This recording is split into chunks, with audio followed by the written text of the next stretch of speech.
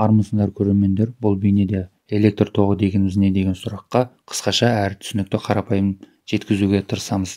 Арнамызға жазылып лайк басып кетулеріңізді ұмытпаңыздар. Алдымен электр тоғы дегеніміз не? Электр тоғы дегеніміз зарядталған бөлшектен реттелген қозғалысты. Ал енді осы анықтаманы қалай түсінеміз? Әр бір өткізгіште, яғни сымда микроскоппен қарағанда атомдар көрінеді. Атом ол электронейтралды бөлшек.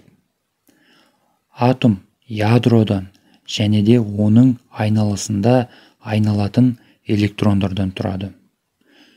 Экранда көріп отқаныңыздай айналасындағы ол электрондар.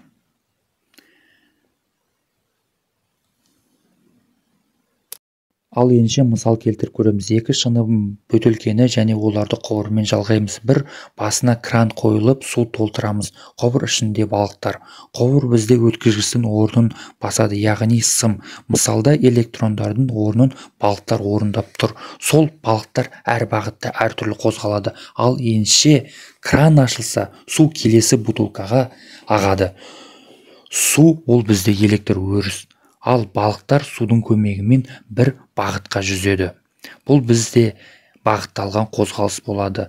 Оның алдында айтылған анықтамаға осы мысалды келтірдік. Енді электр тоғы дегеніміз зарядталған бөлшектердің реттелген қозғалысы. Электрондардың бағыты минустан тоқтың бағыты плюсқа бағытталады. Бұл бейнеміз қысқаша әрі нақты деп ойлаймыз. Егер түсінбеген жағдайларыңыз болатын болса, комментария қалдырып кетіңіздер.